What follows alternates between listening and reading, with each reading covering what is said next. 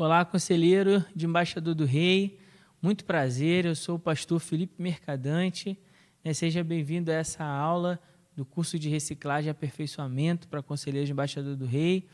Se você não me conhece, eu sou pastor da Primeira Igreja Batista em Congonhas, Minas Gerais, mas sou embaixador do Rei desde os 11 anos. Tive o privilégio de conhecer a organização quando ainda tinha 11 anos e, através da organização, eu conheci a Cristo e Cristo mudou a minha vida.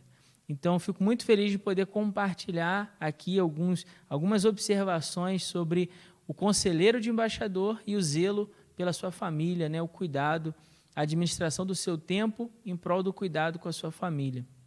Para que você não venha ser um bom conselheiro, uma reunião cheia, uma embaixada cheia, mas encontrar algumas dificuldades, alguns problemas graves na sua família. Então, a gente conseguir ter essa harmonia, esse equilíbrio. E eu quero começar aqui te dando os parabéns. Parabéns por você estar fazendo o curso, parabéns por você ter despertado para a necessidade de continuar se aperfeiçoando, continuar buscando informações, ferramentas, para que você possa realizar o seu ministério com ainda mais excelência. Então, meus parabéns, eu louvo a Deus pela sua vida, que Deus possa estar te usando de maneira poderosa para alcançar esses meninos para Cristo.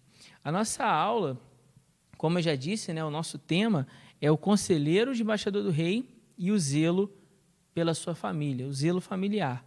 E a gente vai tratar hoje aqui, basicamente, sobre a importância da administração do tempo para o cuidado com a sua família, você controlar o seu tempo, a sua agenda, em prol de não esquecer do cuidado que você precisa ter com a sua família, as consequências de uma má administração do tempo e também as consequências de uma boa administração do tempo, os cuidados que você precisa ter com a sua família. Antes da gente também entrar no texto base da nossa aula aqui de hoje, que nós vamos pautar tudo aquilo que a gente vai falar aqui hoje na Palavra de Deus, na Bíblia, eu quero apenas acrescentar com você aí uma leitura extra, um dever de casa, vamos dizer assim, que seria a leitura desse livro aqui, que chama O Drama de Absalão. É um livro do pastor Caio Fábio. Pastor, e se eu não encontrar o livro, ou então eu não gosto muito de ler, mas você vê que o livro é bem pequenininho, dá para ler bem rápido, mas se você tiver dificuldade de encontrar o livro para você ler, você encontra também o vídeo dessa mensagem, que é de 1993, é uma mensagem bem antiga, do pastor Caio Fábio, quando ele trata do drama que Davi vive com cuidado com a sua família. Então, aí fica essa sugestão para você, tá certo? Para você ter ideia da importância dessa palavra.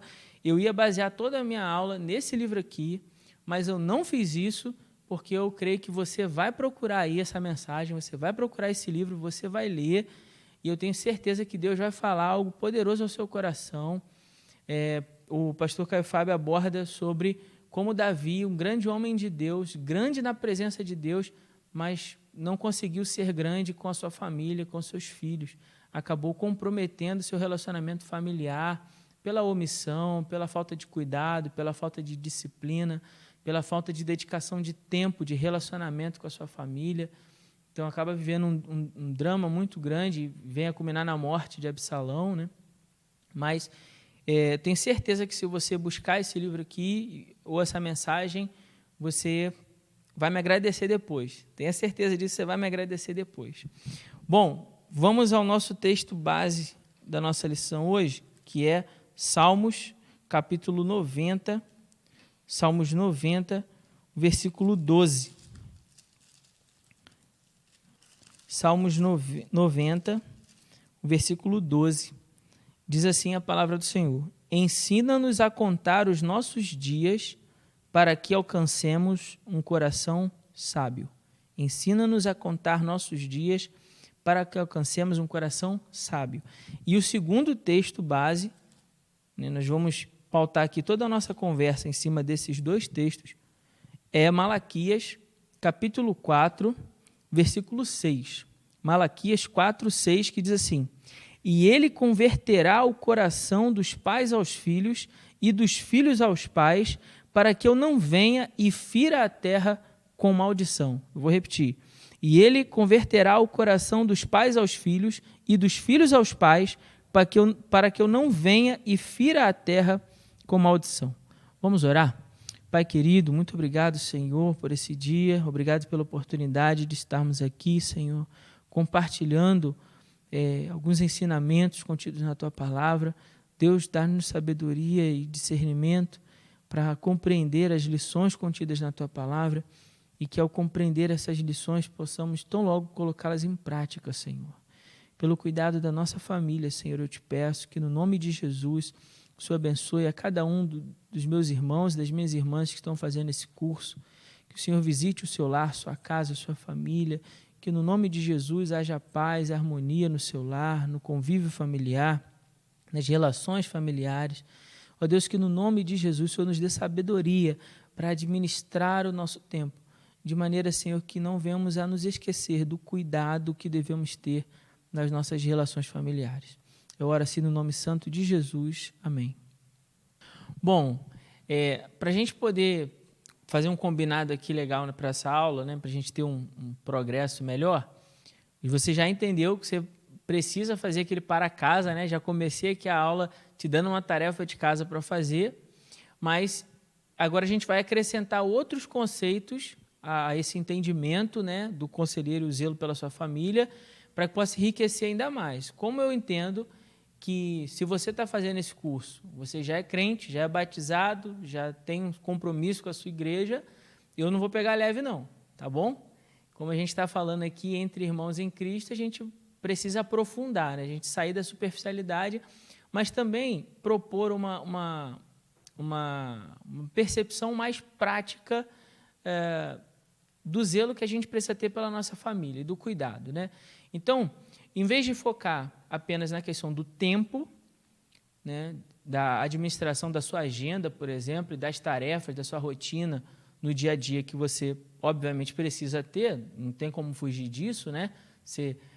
Seria meio óbvio aqui falar que você precisa administrar a sua agenda, que você vai precisar aí começar a semana ali listando as tarefas que você vai precisar fazer, para que você possa, dentre essas tarefas, separar aquele tempo de maneira intencional para que você possa ter o cuidado ali com a sua família.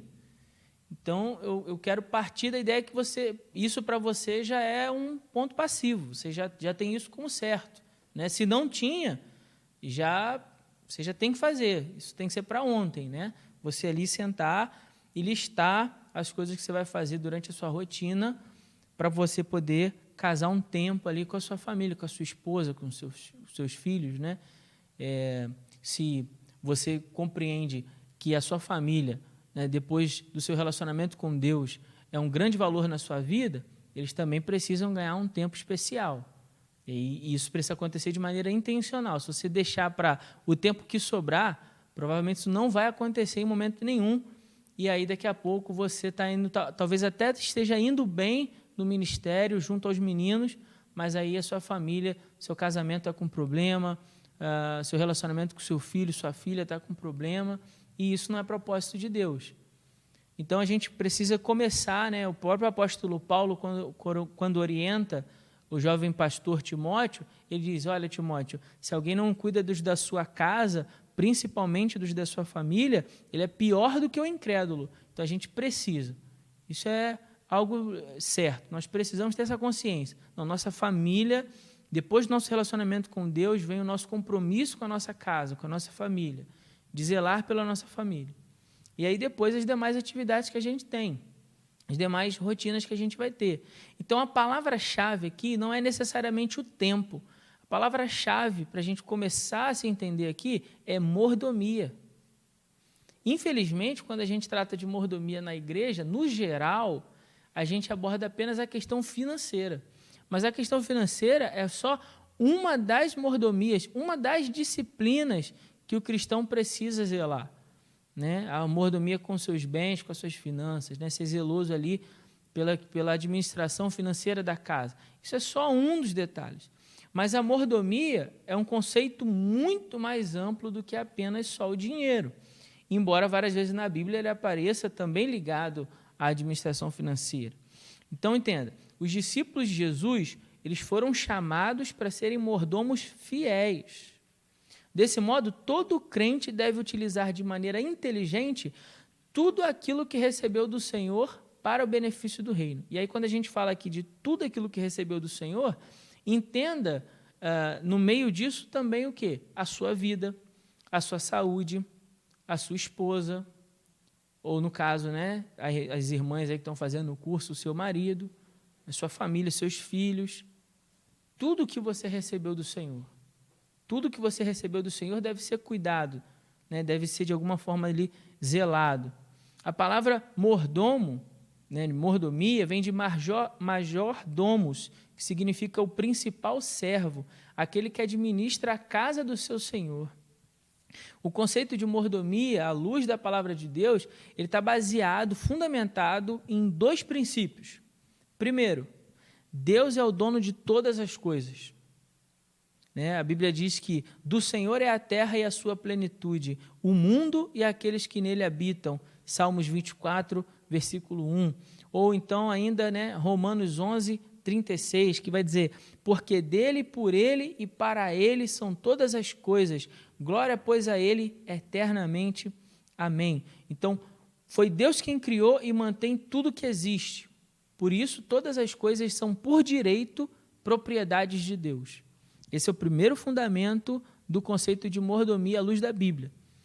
Tudo foi criado por Deus, logo, tudo é por direito de propriedade de Deus.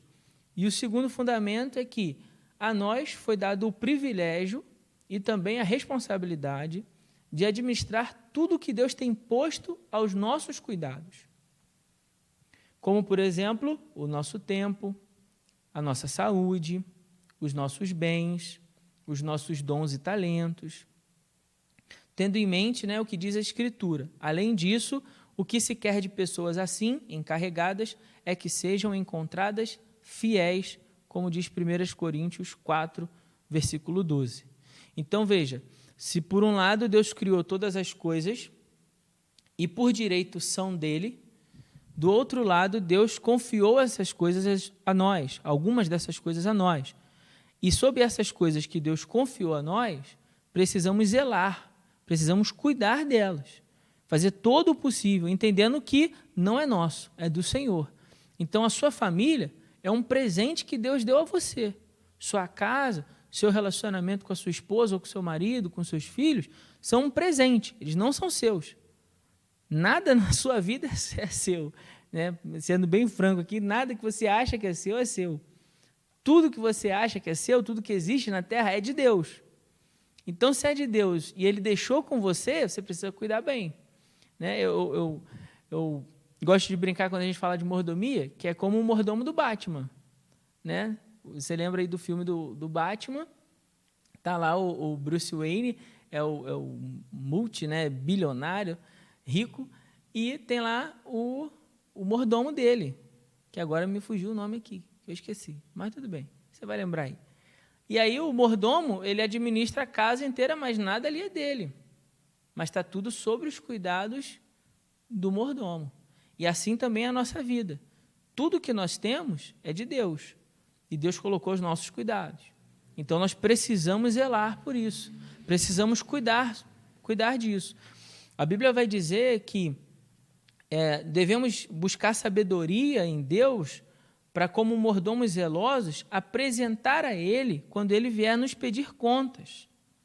Então, haverá um momento onde Deus irá nos pedir contas de tudo aquilo que Ele nos confiou às nossas mãos. E aí você lembra da parábola, por exemplo, dos talentos, que quando o Senhor daqueles servos vem prestar contas, ao que administrou bem, foi-lhe dado o quê? Honra e responsabilidades ainda maiores para que ele cuidasse. Já aquele mordomo que administrou mal, foi-lhe dado o quê? O castigo e a punição. Então, Deus é justo para recompensar aqueles que buscam administrar de maneira fiel, zelosa, tudo aquilo que Deus confiou às nossas mãos.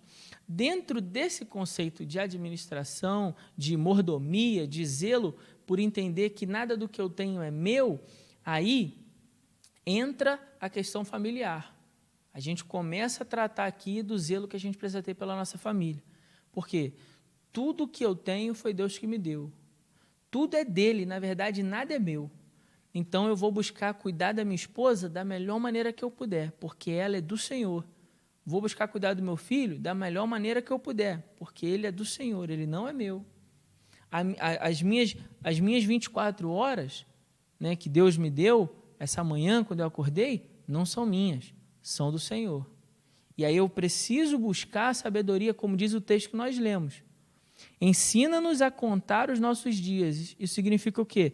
Nos dá sabedoria para remir o tempo de maneira que alcancemos um coração sábio. De maneira que você venha a administrar o seu dia de tal forma que aquilo que é mais importante continue sendo mais importante. Aí, de repente, você está pensando assim, mas pastor, a minha vida é uma rotina, às vezes, quase que insana. Eu trabalho 10, 12 horas por dia, trabalho talvez todos os dias da semana, né? Eu preciso fazer isso para o cuidado com a minha família, da minha casa, para o sustento dos meus filhos. E tudo isso, meu irmão, é legítimo, tá certo? Nada disso, não estou dizendo aqui que você não deva trabalhar, não é isso, não é esse o ponto. Mas eu quero provocar você algumas reflexões. Pense comigo, tá? Você trabalha pra caramba, você está se esforçando pelo sustento da sua família, para que, de repente, seu filho tenha uma condição de estudar num colégio melhor do que você estudou, que ele possa ter roupas, comida para comer, uma condição, de repente, melhor do que você teve, né? Eu falo assim porque, para nós pais, a gente sempre pensa muito nisso, né? De que nossos filhos têm uma condição, um conforto melhor. Mas não precisa nem necessariamente pensar no seu filho. Pense no filho das pessoas que você cuida toda semana na sua reunião de embaixada.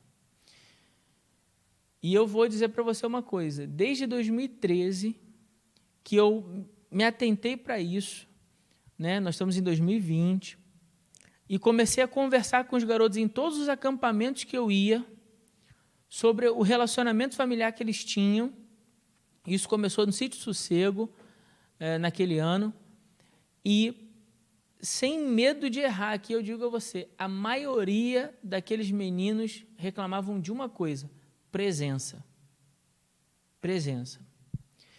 Reclamavam porque os pais estavam envolvidos com muitas coisas durante a semana, tinham muitos trabalhos, muitos afazeres, uma rotina, às vezes até meninos que tinham celulares modernos, melhor videogame, mas o garoto não sabia o que era um abraço.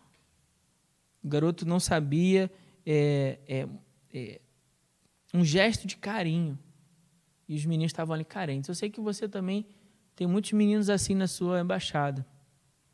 Isso mostra, pelo menos para mim, de maneira muito clara, que a maior necessidade ali que ele tem, né, que o filho ou a criança, o menino tem, é de presença.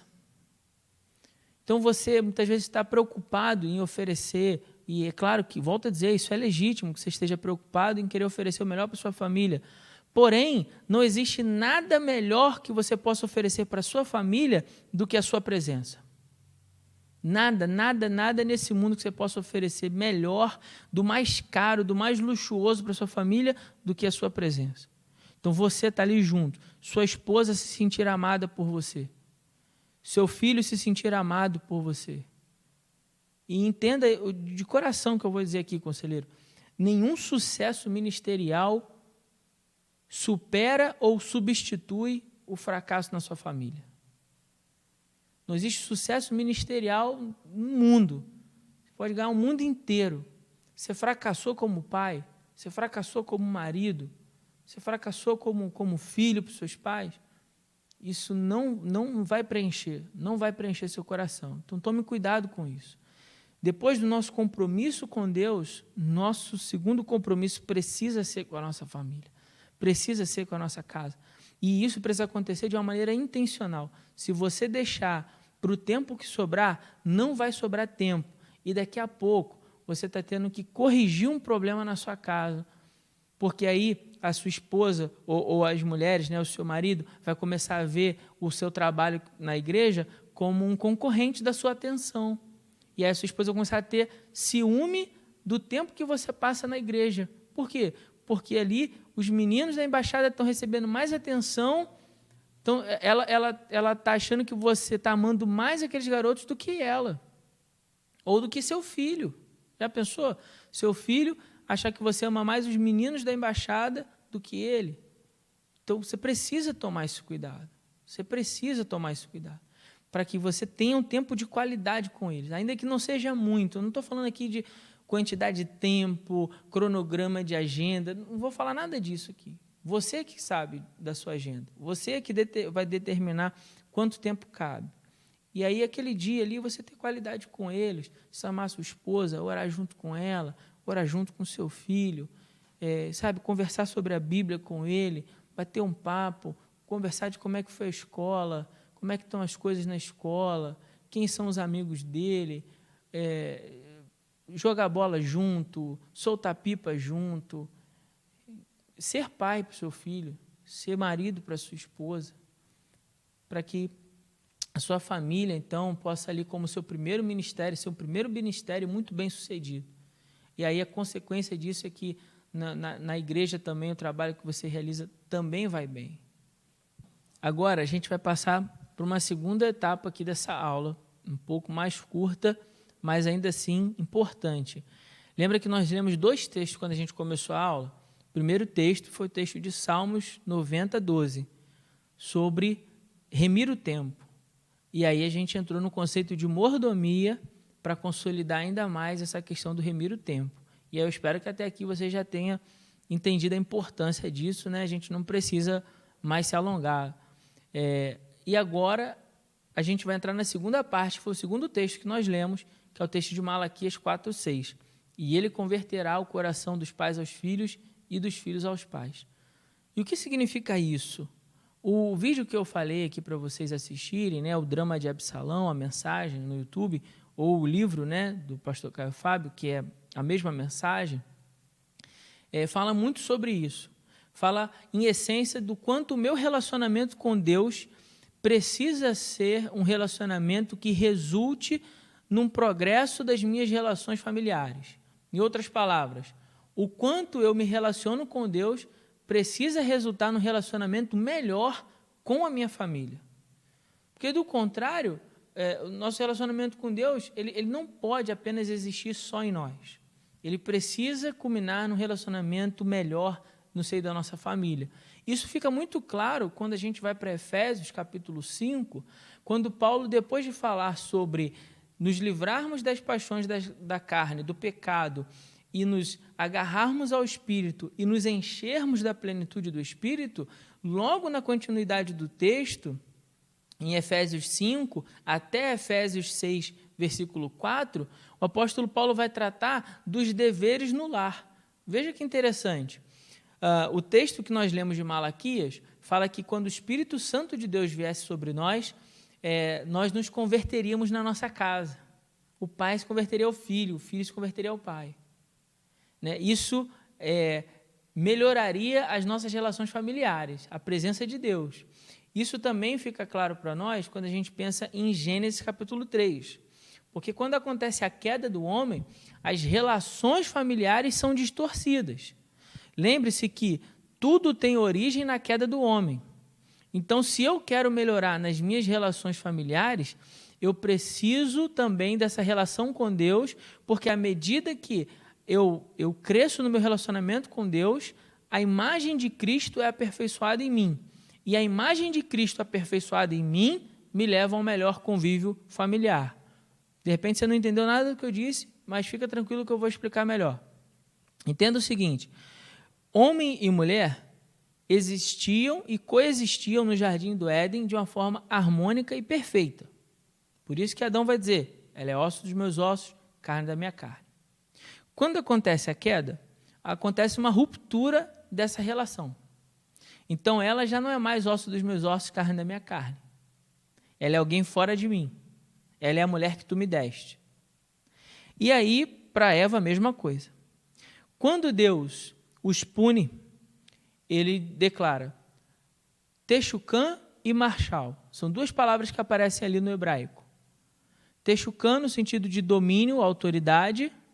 O homem vai, então, buscar agora exercer a liderança familiar sob a autoridade de um ditador. E marshal, a mulher vai buscar usurpar a liderança que é por direito do homem. Agora, os dois que viviam em perfeita harmonia vão começar a se desentender. Basicamente, é isso que vai acontecer. Os dois vão começar a brigar. Ela, muitas vezes, querendo tomar a liderança ou se omitindo do auxílio dessa liderança, que é o papel da mulher, ou o homem vai buscar exercer essa liderança de maneira autoritária, ou então ele vai se omitir de exercer qualquer liderança no lar, o que também vai gerar um prejuízo na família. À medida em que esse homem, ele então se relaciona com Deus em Cristo Jesus, a imagem de Cristo passa a ser construída nesse homem. E esse homem, cheio do Espírito Santo de Deus, com o Espírito Santo atuando de maneira a reconstruir essa imagem desse homem, a imagem de Cristo nesse homem, melhor dizendo, então ele agora vai para sua casa e ele passa a ser o melhor marido para sua esposa, ele passa a ser o melhor pai para o seu filho, ele passa a ser o melhor irmão para os seus irmãos, ele passa a ser o melhor filho para os seus pais. Ou seja, um homem cheio do Espírito Santo resulta em quê? Em um homem que tem as suas relações familiares corrigidas. Então, para a gente poder compreender aqui, quando nós vamos a Efésios capítulo 5, o que é que o apóstolo Paulo vai dizer?